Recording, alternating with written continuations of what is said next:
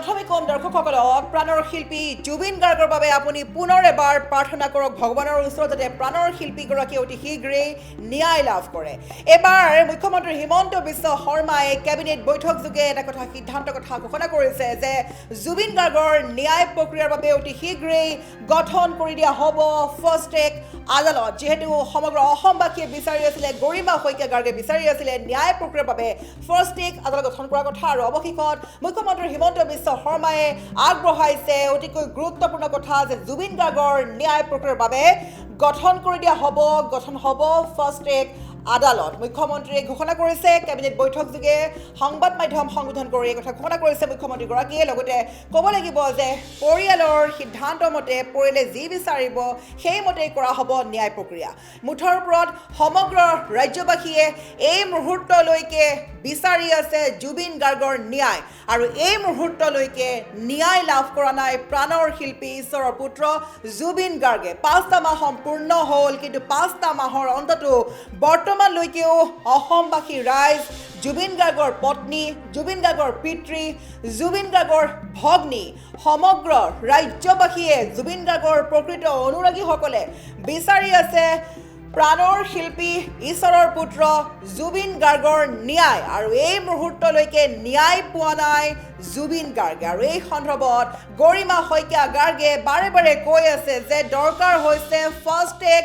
আদালত, আৰু গৰিমা শইকীয়া গাৰ্গৰ কথাৰ সৈতে একমত সমগ্ৰ ৰাজ্যবাসী, অসমবাসী ৰাইজে বিচাৰিছে যে জুবিন গাৰ্গৰ ন্যায়ৰ বাবে গঠন কৰিব লাগে ফাৰ্ষ্ট ট্ৰেক আদালত। যিহেতু অধিবক্তাই কৈছে যে ফাৰ্ষ্ট ট্ৰেক আদালত গঠন নহ'লে জুবিন গাৰ্গে ন্যায় লাভ নকৰে। ডে টু ডে শুনানি হ'লেহে ন্যায় লাভ কৰাৰ কিছু সম্ভাৱনা আছে। ইয়াৰোপৰি শুনানিৰ বাবে তাৰিখৰ ওপৰত তাৰিখ এই ধৰণে যদি কাম কৰি থাকে তেন্তে লেহেমীয়া গতিত যিমানেই কাম চলিব সিমানেই প্ৰাণৰ শিল্পীগৰাকীয়ে ন্যায় লাভ নকৰে, আৰু মূল 4 অপৰাধী অতি শীঘ্ৰেই মুকলি আকাশৰ তললৈ ওলাই আহিবলৈও সম্ভৱ হৈ যাব। আৰু সেইবাবে সকলোৱে বিচাৰি আছিলে ফাৰ্ষ্ট ট্ৰেক আদালত, আৰু অৱশেষত মুখ্যমন্ত্ৰী হিমন্ত বিশ্ব শৰ্মাই ঘোষণা কৰিছে যে জুবিন গাৰ্গৰ ন্যায় প্ৰক্ৰিয়াৰ বাবে গঠন কৰি দিয়া হ'ব ফাৰ্ষ্ট ট্ৰেক আদালত। আমি সবিশেষ ক'বলৈ চেষ্টা কৰিছোঁ জুবিন গাৰ্গৰ ন্যায় সন্দৰ্ভত মুখ্যমন্ত্ৰী হিমন্ত বিশ্ব শৰ্মাৰ গুৰুত্বপূৰ্ণ মন্তব্য। জুবিন গাৰ্গৰ ন্যায় প্ৰক্ৰিয়াৰ বাবে গঠন কৰি দিয়া হ'ব ফাৰ্ষ্ট ট্ৰেক আদালত। যিহেতু সকলোৱে বিচাৰি আছিলে জুবিন গাৰ্গৰ ন্যায়ৰ বাবে এই ধৰণৰ কৰ্মৰ বাবে, আৰু অৱশেষত মুখ্যমন্ত্ৰীগৰাকীয়ে কৈছে যে পৰিয়ালে যি বিচাৰে তাকেই কৰা হ'ব বুলি মন্তব্য কৰিছে মুখ্যমন্ত্ৰী হিমন্ত বিশ্ব শৰ্মাই। আৰু গুৱাহাটী উচ্চ ন্যায়ালয়ৰ গাইডলাইন মতে চলিব বিচাৰ প্ৰক্ৰিয়া। অৱশেষত সকলো অনুৰাগীয়ে আশা কৰি থকা মতে, জুবিন গাৰ্গৰ পত্নী আশা কৰা মতে অৱশেষত ঘোষণা কৰিছে মুখ্যমন্ত্ৰী হিমন্ত বিশ্ব শৰ্মাই যে জুবিন গাৰ্গৰ ন্যায় প্ৰক্ৰিয়াৰ বাবে গঠন কৰি দিয়া হ'ব ফাৰ্ষ্ট ট্ৰেক আদালত। যিহেতু অধিবক্তাই কৈছিলে অতি ভয়ংকৰ যি অভিযোগ আনিছিলে বা বিস্ফোৰক মন্তব্য কৰিছিলে যে প্ৰাণৰ শিল্পী জুবিন গাৰ্গে ন্যায় পাবলৈ হ'লে গঠন কৰিব লাগিব ফাৰ্ষ্ট ট্ৰেক আদালত, আৰু লগতে শুনানিৰ বাবে তাৰিখৰ ওপৰত তাৰিখ নহ'ব, ডে টু ডে শুনানি হ'ব লাগিব। এই ধৰণৰ মন্তব্য কৰাৰ পিছতেই গৰিমা শইকীয়া গাৰ্গেও সমগ্ৰ ৰাজ্যবাসীয়ে আহ্বান জনাইছিলে মুখ্যমন্ত্ৰীগৰাকীক যে অতি শীঘ্ৰেই জুবিন গাৰ্গৰ ন্যায়ৰ বাবে গঠন কৰিব লাগে ফাৰ্ষ্ট ট্ৰেক আদালত। আৰু অৱশেষত মুখ্যমন্ত্ৰীগৰাকীয়ে এই কথা ঘোষণা কৰিছে ফাৰ্ষ্ট ট্ৰেক আদালতত চলিব জুবিন গাৰ্গৰ ঘটনাৰ বিচাৰ। গুৱাহাটী উচ্চ ন্যায়ালয়ক কোৰ্ট গঠনৰ বাবে জনাব আবেদন, আৰু জুবিন গাৰ্গৰ পৰিয়ালৰ কথা ৰাখি চৰকাৰে লৈছে বৃহৎ সিদ্ধান্ত। আমি পুনৰ ক'ব চেষ্টা কৰিছোঁ মুখ্যমন্ত্ৰী হিমন্ত বিশ্ব শৰ্মাই লৈছে ডাঙৰ সিদ্ধান্ত। এবাৰ ফাৰ্ষ্ট ট্ৰেক আদালতত চলিব জুবিন গাৰ্গৰ ঘটনাৰ বিচাৰ। গুৱাহাটী উচ্চ ন্যায়ালয় কোৰ্ট গঠনৰ বাবে জনাব আবেদন, এই কথা ঘোষণা কৰিছে মুখ্যমন্ত্ৰীগৰাকীয়ে। আৰু জুবিন গাৰ্গৰ পৰিয়ালৰ কথা ৰাখিয়ে এই সিদ্ধান্ত গ্ৰহণ কৰিছে হিমন্ত চৰকাৰে। গুৱাহাটী উচ্চ ন্যায়ালয়ে প্ৰস্তুত কৰিব লাগিব ইয়াৰ গাইডলাইন, আৰু জুবিন গাৰ্গৰ পৰিয়ালৰ কথা মতে সকলো প্ৰক্ৰিয়া চলোৱা হ'ব বুলি মুখ্যমন্ত্ৰীগৰাকীয়ে ডাঙৰ মন্তব্য কৰিছে। আমি পুনৰ ক'ব চেষ্টা কৰিছোঁ মুখ্যমন্ত্ৰী হিমন্ত বিশ্ব শৰ্মাৰ বৃহৎ মন্তব্য। সমগ্ৰ অসমবাসীয়ে বিচাৰি আছিলে যে প্ৰাণৰ শিল্পী জুবিন গাৰ্গে লাভ কৰিব লাগে ন্যায়, আৰু সকলোৱে বিচাৰি আছে, কিন্তু বৰ্তমানলৈকে জুবিন গাৰ্গৰ ন্যায় পোৱা নাই। ন্যায়ৰ অপেক্ষাত সমগ্ৰ ৰাজ্যবাসী, আৰু অৱশেষত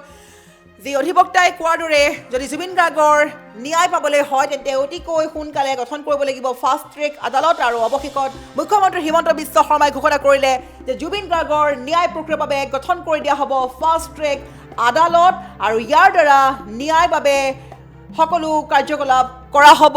উচ্চ ন্যায়ালয়ৰ গাইডলাইন মতে সকলো কাৰ্যকলাপ কৰা হ'ব আৰু জুবিন গাৰ্গৰ পৰিয়ালৰ কথা ৰাখি এই সিদ্ধান্ত গ্ৰহণ কৰিছে মুখ্যমন্ত্ৰী হিমন্ত বিশ্ব শৰ্মাই যদি মুখ্যমন্ত্ৰীগৰাকীয়ে কৈছিলে যে গৰিমা শইকীয়া গাৰ্গৰ সৈতে আলোচনা কৰা হ'ব যে কি সিদ্ধান্ত ল'ব লাগে আৰু অৱশেষত গৰিমা শইকীয়া গাৰ্গে যিটো বিচাৰি আছিলে যে জুবিন গাৰ্গৰ ন্যায়ৰ বাবে ফাৰ্ষ্ট ট্ৰেক এটা গঠন কৰিব লাগে আৰু অৱশেষত মুখ্যমন্ত্ৰীগৰাকীয়ে গৰিমা শইকীয়া গাৰ্গৰ কথামতে গঠন কৰি দিছে ফাৰ্ষ্ট ট্ৰেক আদালত আৰু এতিয়াৰে পৰা জুবিন গাৰ্গৰ হত্যাৰ গোচৰ প্ৰক্ৰিয়া চলিব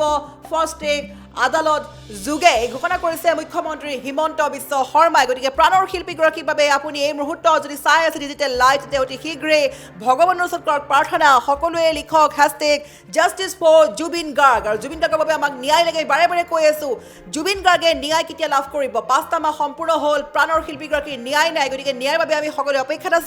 অপেক্ষাত আছে সমগ্ৰ ৰাজ্যবাসী দেশবাসী বিশ্ববাসী অপেক্ষাত আছে বিশ্বৰ আন আন প্ৰান্তৰ পৰা সকলো লিখি আছে যে hashtag justice for Zubeen Garg পাব লাগে ন্যায় প্ৰাণৰ শিল্পীগৰাকীয়ে কিন্তু ন্যায় পোৱা নাই শিল্পীগৰাকী আৰু সেইবাবে পুনৰ এবাৰ কৈছোঁ সকলোৱে মাথো লিখক hashtag justice for Zubeen Garg লগতে ভগৱানৰ ওচৰত সকলোৱে প্ৰাৰ্থনা কৰক যাতে প্ৰাণৰ শিল্পীগৰাকীয়ে অতি শীঘ্ৰেই ন্যায় পায় আৰু অপৰাধীয়ে কঠোৰতকৈ কঠোৰতম শাস্তি লাভ কৰে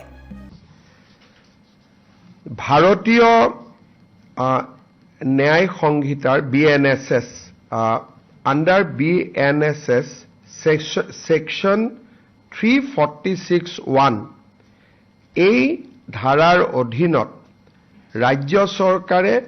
গুৱাহাটী উচ্চ ন্যায়ালয়ৰ মুখ্য ন্যায়াধীশ গৰাকীক জুবিন গাৰ্গৰ হত্যা গোচৰৰ ডে টু ডে ট্ৰায়েলৰ বাবে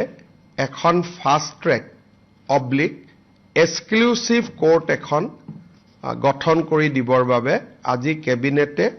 গুৱাহাটী উচ্চ ন্যায়ালয়ক অনুৰোধ কৰিবৰ বাবে কেবিনেটে আজি সিদ্ধান্ত লৈছে কেবিনেট সিদ্ধান্ত আমি গুৱাহাটী উচ্চ ন্যায়ালয়ৰ মুখ্য ন্যায়াধীশক অৱগত কৰিম আৰু পৰৱৰ্তী কাৰ্যসূচী বা পৰৱৰ্তী ব্যৱস্থা গুৱাহাটী উচ্চ ন্যায়ালয়ৰ মুখ্য ন্যায়াধীশ গৰাকীয়ে গ্ৰহণ কৰিব এটা আমি ইয়াত নিশ্চিতভাৱে উল্লেখ কৰিম যে এই গোচৰ আৰম্ভ হোৱাৰ পিছত ইউজুৱেলি হত্যা গোচৰত কোনোবা এজন অভিযুক্ত হলেও আদালতে বিচাৰ চলি থাকিলে 3-4 মাহত অভিযুক্তসকলক জামিন দিয়ে কিন্তু বৰ্তমানৰ যিখন কোৰ্টত এই গোচৰটো চলি আছে আমি দেখা পাইছো যে বৰ্তমানৰ ন্যায়াধীশ গৰাকীয়ে এজন অভিযুক্তক আজিলৈকে বেল দিয়া নাই সেই কাৰণে চৰকাৰৰ ধাৰণা আছিল যে বৰ্তমানৰ ন্যায়াধীশ গৰাকীৰ হাততে গোচৰটো থাকিলে ন্যায়ৰ প্ৰক্ৰিয়া নিশ্চিতভাৱে সুৰক্ষিত হ'লহেঁতেন কিন্তু আগতে আমি এটা কথা ঘোষণা কৰি থৈছিলো যে এই গোটেই ঘটনাৰ ক্ষেত্ৰত পৰিয়ালে যি বিচাৰে আমি তাকেই কৰিম যেহেতু পৰিয়ালে ৰাজহুৱাভাৱে ফাষ্ট ট্ৰেক বা এক্সক্লুচিভ কোৰ্টৰ কথা কৈছে সেই কাৰণে আমাৰ মতামতক আমি দূৰত ৰাখি আমি এই ঘটনাটোক বা এই বিচাৰ প্ৰক্ৰিয়াক ফাষ্ট ট্ৰেক কোৰ্টত বা এক্সক্লুচিভ কোৰ্টত আমি দিবৰ বাবে সিদ্ধান্ত গ্ৰহণ কৰিছো গুৱাহাটী উচ্চ ন্যায়ালয়ে এজন ন্যায়াধীশ দিব গুৱাহাটী উচ্চ ন্যায়ালয়ে গাইডলাইন নিৰ্মাণ কৰিব আৰু ষ্টেট গভৰ্ণমেণ্টে লজিষ্টিক ইনফ্ৰাষ্ট্ৰাকচাৰেল সাপোৰ্ট দিব এই সিদ্ধান্ত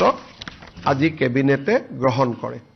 যদি আপোনালোকৰ কিবা সুধিব লগা আছে আটাইকেইটা সিদ্ধান্তৰ